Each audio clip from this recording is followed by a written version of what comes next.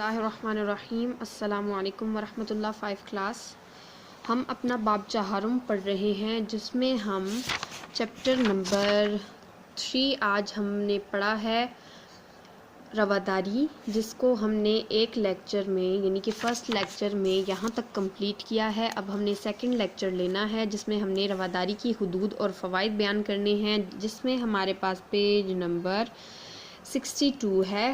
تو اب ہم پڑھتے ہیں کہ رواداری کی حدود کیا ہیں اور رواداری کے فوائد کیا ہیں۔ رواداری کا یہ مطلب نہ سمجھا جائے کہ کسی دوسرے مذہب کے لوگوں کو خوش کرنے کے لیے ہم اسلام کے کسی حکم پر عمل نہ کریں یا اسلامی تعلیمات میں تبدیلی لائیں۔ جس طرح دوسروں کو اپنے عقیدے پر قائم رہنے کا حق دیا گیا ہے، اسی طرح مسلمانوں پر بھی لازم ہے کہ اپنے عقیدے میں دوسروں کی خاطر کمی بیشی نہ کریں۔ اس طرح غیر مسلم کو یہ حق حاصل ہے کہ وہ بھی اپنے مذہب میں جو ہے وہ کسی قسم کی جو ہے کمی پیشی نہ کریں، لیکن غیر مسلموں کو یہ حق نہیں دیا جا سکتا کہ وہ مسلمانوں کے دین میں کسی طرح سے بھی مداخلت کریں۔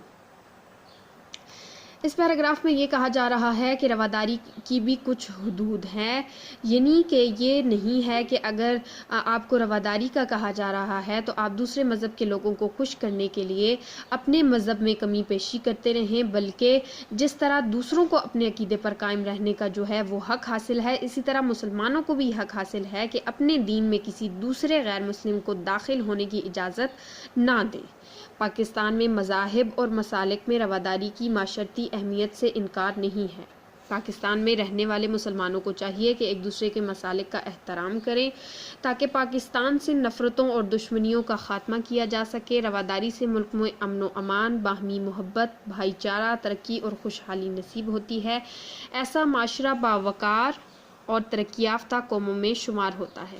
یعنی کہ یہ رواداری کے فوائد بیان کیے گئے ہیں کہ اگر ہم رواداری سے کام لیتے ہیں تو معاشرے سے نفرتوں کا خاتمہ ہوگا، امن و امان قائم ہوگا، خوشحالی نصیب ہوگی اور معاشرہ ترقی یافتہ بن جائے گا۔ رواداری کا اب ہم پڑھتے ہیں کہ مشق میں کون سے سوالات ہیں اور ان کے جوابات کیسے ہم دیں گے۔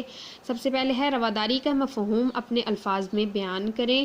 تو رواداری کا مفہوم ہم اپنے الفاظ میں اس طرح بیان کر سکتے ہیں: کسی ایسی بات کو برداشت کرنا جو ہمارے مزاج کے خلاف ہے، تعصب اور تنگ نظری کو چھوڑتے ہوئے سب کو اپنے اپنے مذہب پر قائم رہنے کا حق دینا رواداری کہلاتا ہے۔ رواداری کے متعلق قرآن حکیم کا کیا حکم؟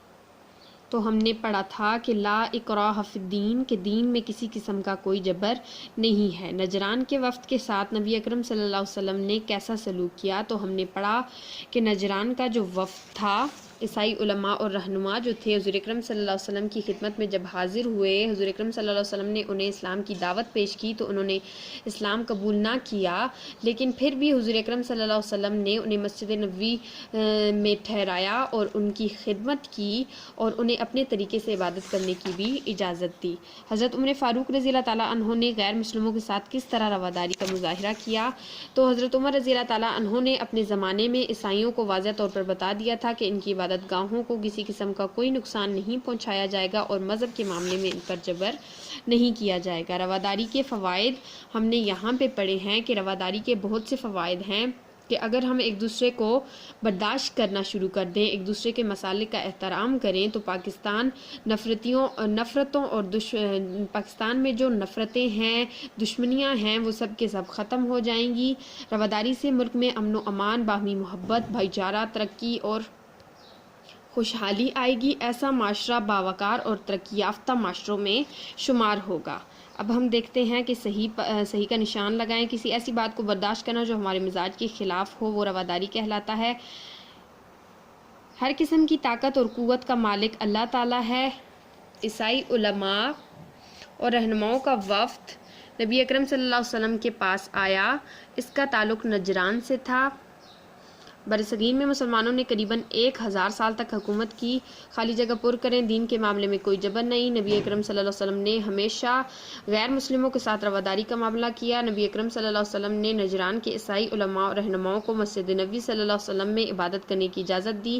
برصغیر پر مسلمانوں نے قریباً 1000 سال تک حکومت کی۔ صحیح اور درست کا جو ہے وہ نشان لگائیں۔ کسی دوسرے عقیدے والے سے اپنی بات طاقت کے ذریعے منوانا رواداری ہے، غلط۔ اسلام قبول کرنے کے لیے دوسروں پر دباؤ ڈالا جا سکتا ہے، غلط۔ دین کے معاملے میں کوئی جبر نہیں، درست۔ مسلمانوں پر لازم ہے کہ وہ اپنے عقیدے میں دوسروں کی خاطر کمی پیشی نہ کریں، درست۔